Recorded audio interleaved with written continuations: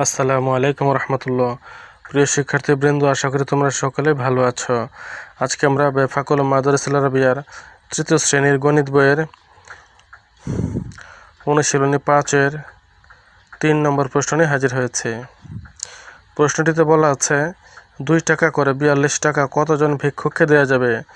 2 টাকা করে 42 জন ভিক্ষুককে 2 টাকা করে 42 টাকা কতজন ভিক্ষুককে দেওয়া যাবে?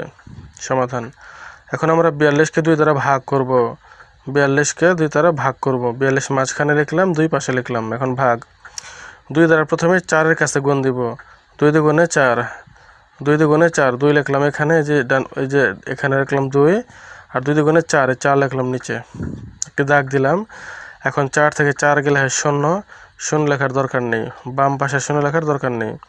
যাই হোক, এখন আমরা ডান পাশে কী রয়েছে? 2 রয়েছে, 2-এর 2 লিখে দিলাম, তাহলে 2 রইল। এখন এই 2কে আবার এই 2 দ্বারা ভাগ করব, অর্থাৎ 2-এর ঘরের নামটা একবার পড়ব। 2 একে 2, 2 একে 2, এই যে 2 লিখলাম, 2 একে 2, এই যে 2 লিখলাম, একটা দাগ দিলাম। এখন বিয়োগ করব, 2 থেকে 2 গেলে 0, 2 থেকে 2 গেলে 0। উত্তর হবে কতজন? তাহলে 21 জনকে। এই যে এটা হচ্ছে উত্তর, এটা হচ্ছে উত্তরের পাশ। কি হবে? উত্তর 21 জনকে। 4 নম্বর প্রশ্ন, নামাজে 4 কাতারে 96 জন মুসল্লি দাঁড়ানো আছে, সমান ভাগে দাঁড়ালে প্রতি কাতারে কতজন দাঁড়ানো যাবে? সমাধান। 4 কাতারে মুসল্লি দাঁড়ানো যায় 96 জন। 4 কাতারে মুসল্লি দাঁড়ানো যায় 96 জন। এই লাইনটুকু আমি এখান থেকে সাজিয়ে লিখেছি। নামাজে 4 কাতারে 96 জন মুসল্লি দাঁড়ানো আছে, এখান থেকে আমি এখানে সাজিয়ে লিখেছি 4 কাতারে মুসল্লি দাঁড়ানো যায় 96 জন। এটা সাজিয়ে লিখেছি, নিজে থেকে সাজিয়ে লিখেছি। সুতরাং 1 দিয়ে ডট ডট দিয়ে 96 ভাগ 4 হবে, 96 ভাগ 4 হবে। উত্তর হবে 24 জন। এই 24 জনটা কীভাবে হলো আমরা রাফটা দেখি। 96কে ভাগ করেছি 4 দিয়ে। প্রথমে 4-এর ঘরের নামটা আমরা 2 বার পড়ব 9-এর কাছে দেওয়ার জন্য, অর্থাৎ 9-এর কাছে যেতে 4-এর ঘরের নামটা কয়বার পড়া লাগে? 2 বার। 4 দুগুণে 8, 4 দুগুণে 8, 3 বার পড়লে 9-এর বেশি হয়ে যায়, তাহলে আমরা 2 বার পড়ব। 4 দুগুণে 8, 8 লিখলাম, একটা দাগ দিলাম। এবার 9 থেকে 8 গেলে 1 বিয়োগ, 9 থেকে 8 গেলে 1 বিয়োগ করলাম। এবার ডান পাশে 6 রয়েছে, 6টাও নামিয়ে দিলাম, 16 হলো। এবার আবার এই 4, এখানে রয়েছে 4, 4-এর ঘরের নামটা কয়বার পড়লে 16-র কাছে যায়? 4-এর ঘরের নামটা কয়বার পড়লে 16-র কাছে যায়? 4 বার, 4 4 16 দিলাম, এবার দাগ দিলাম, বিয়োগ। 16 থেকে 16 গেলে 0, 16 থেকে 16 গেলে 0। এইভাবে হচ্ছে আমার এই যে ডান পাশে যেটা রয়েছে 24, সেটা হচ্ছে আমাদের উত্তর 24 জন। উত্তর 24 জন।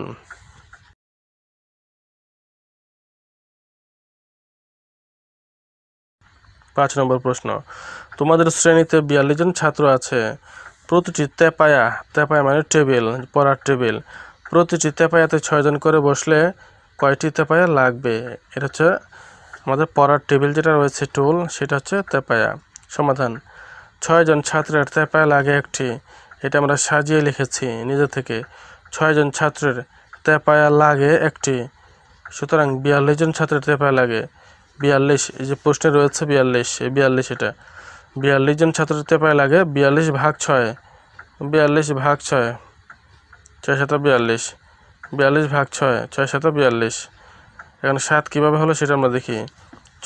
6 দিয়ে ভাগ করলাম 42কে, 6 7 42, 6 7 42, মানে 6 42-এর কাছে 7 বার যায়, নামটা পড়লে 7 বার যায়, 6 7 42, 7 লিখলাম এখানে, 42 নিচে লিখে বিয়োগ করলাম।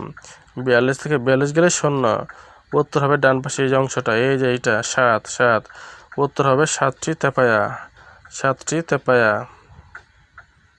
6 নম্বর প্রশ্ন, একটি বল পেনের দাম 7 টাকা, একটি বল পেনের দাম 7 টাকা, মানে কলমের দাম 7 টাকা, 91 টাকায় কতটি বল পেন পাওয়া যাবে?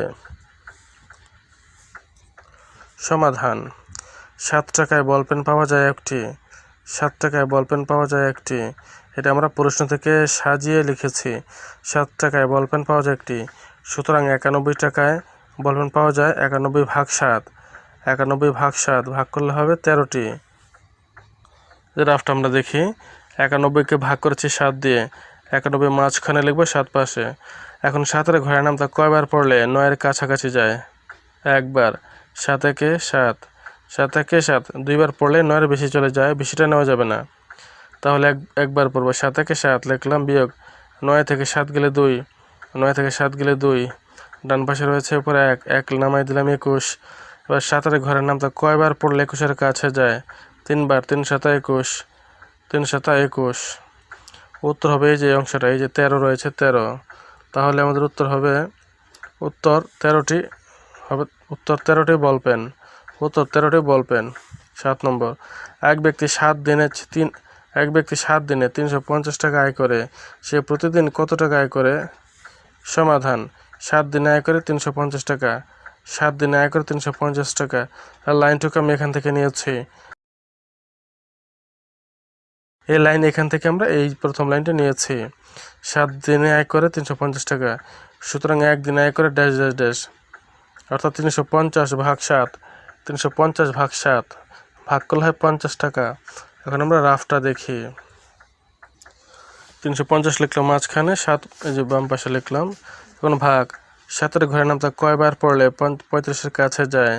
সেটা হলো 5 বার, 5 7 35, 5 7 35, 5 লিখলাম এখানে, 35 নিচে। এবার বিয়োগ 35 থেকে 35 গেলে 0 লিখলাম না, ডান পাশে একটা 0 রয়েছে, এই যে উপরে এটা হচ্ছে মূলটা, আসলটা 0 নামিয়ে দিলাম। তারপরে 7 0-এর কাছে ভাগ যায় না, কারণ 0-এর কোনো নামতাই নেই। তাহলে কী করবো, আরেকটি 0 নিচে দিলাম, এটা নিচে একটি 0 দিলাম, বিয়োগ করলে 0 থেকে 0 গেলে 0, আর এই 5-এর পাশে একটা 0 বসিয়ে দিলাম, অটোমেটিক বসিয়ে দিলাম। তাহলে হবে 50, কী হবে এখানে 50। উত্তর 50 টাকা, উত্তর 50 টাকা।